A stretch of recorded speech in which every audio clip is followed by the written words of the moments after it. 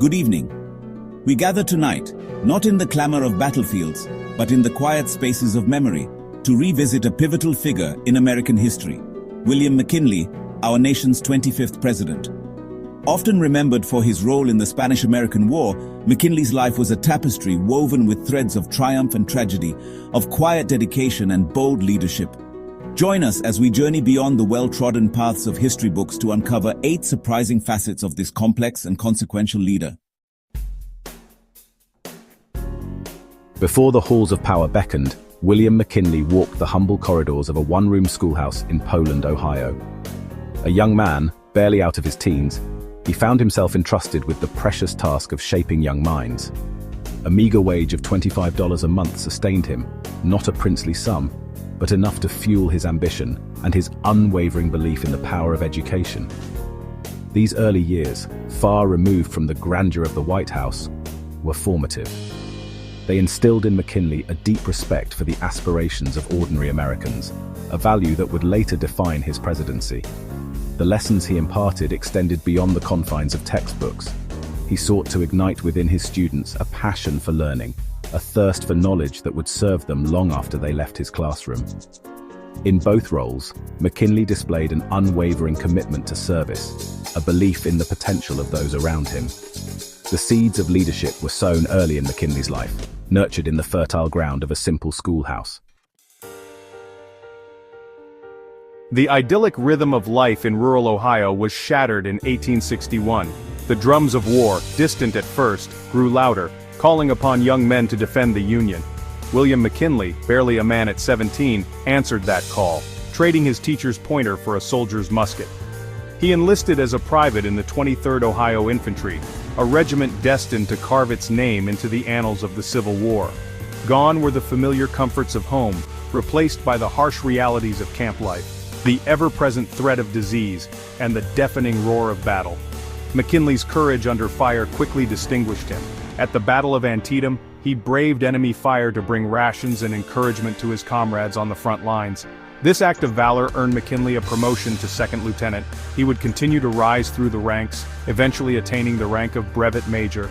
The crucible of war tested McKinley's mettle, forging within him the resolve and resilience that would define his presidency.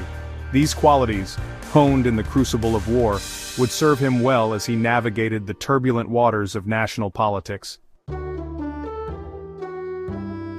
Behind every great man, there often stands an even greater woman. In William McKinley's case, that woman was Ida Saxton McKinley, his beloved wife and steadfast companion. Their love story, however, was one tinged with both profound tenderness and heartbreaking sorrow. Ida, a woman of grace and intellect, captured William's heart in their youth. Their courtship culminated in a joyous wedding ceremony in 1871, but fate had other plans. Tragedy struck early in their marriage with the loss of their 2 young daughters.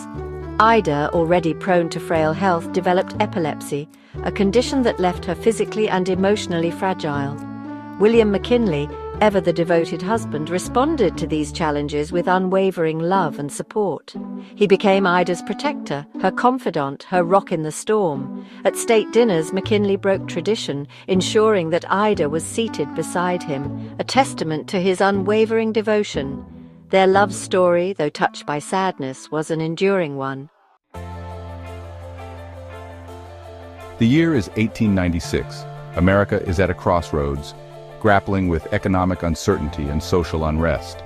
In the midst of this turmoil, a new style of political campaigning emerges, one that would forever change the landscape of American elections. I, William McKinley, the Republican nominee for president, sit on the porch of my home in Canton, Ohio. It might seem like an ordinary scene, a man enjoying the comforts of his home. But this is no ordinary porch, nor am I an ordinary man.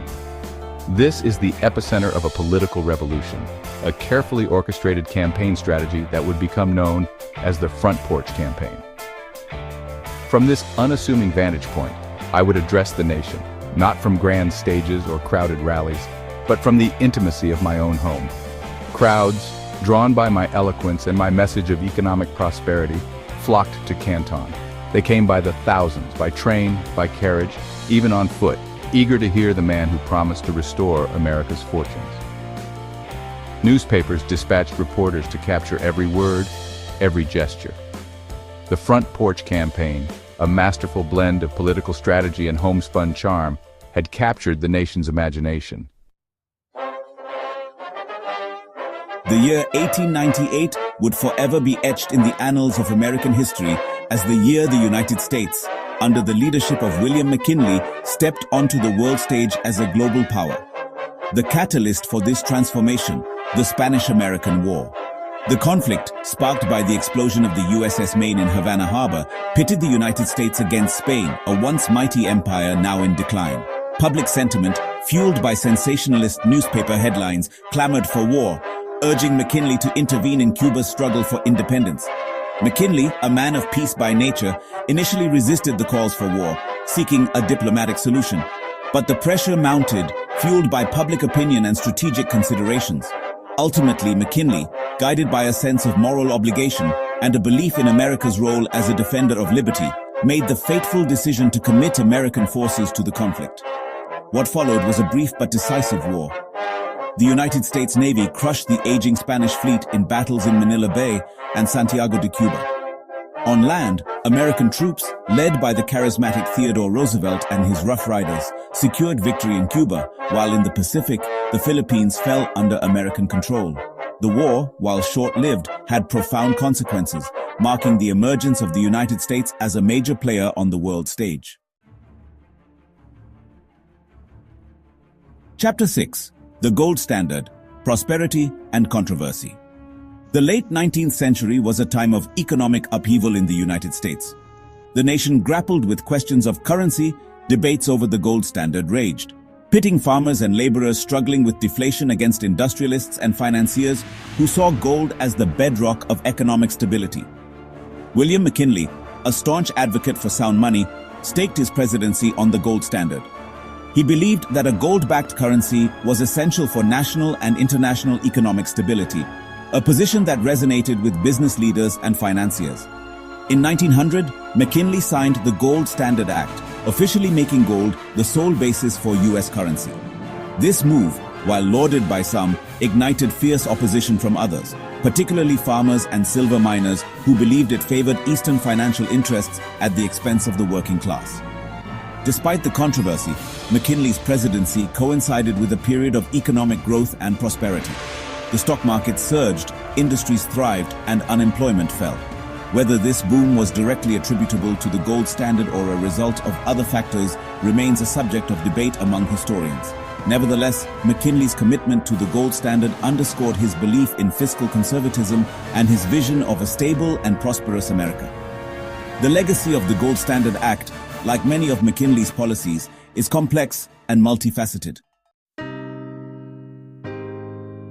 Chapter 7. The Assassin's Bullet, A Nation in Mourning.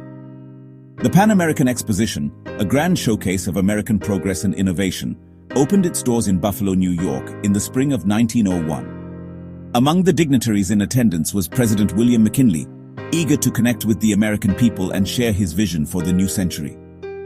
On September 6th, as McKinley greeted well-wishers inside the exposition's Temple of Music, a young man approached, his hand concealed within a bandage. Within seconds, a shot rang out, the sound echoing through the grand hall, forever shattering the festive atmosphere. The assassin, a self-proclaimed anarchist named Leon Czolgosz, was quickly apprehended. McKinley, shot twice, clung to life as doctors worked frantically to save him. On September 14, 1901, 8 days after the assassin's bullets pierced his body, William McKinley succumbed to his wounds.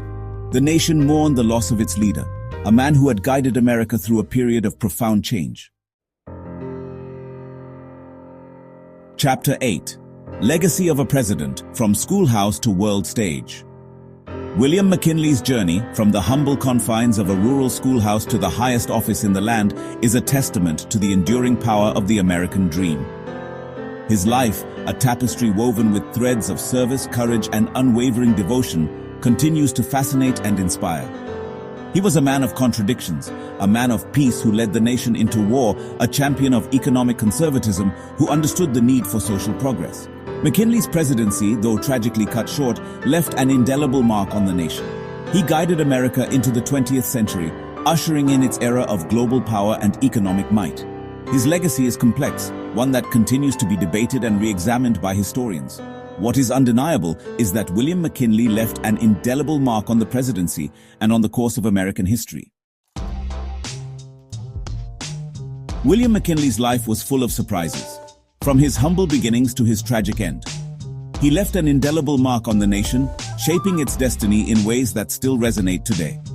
He was a man of contradictions, a president of consequence, a leader whose story continues to captivate and challenge our understanding of the past. Thank you for joining us on this journey through the life and times of William McKinley. Don't forget to like and subscribe for more fascinating history facts.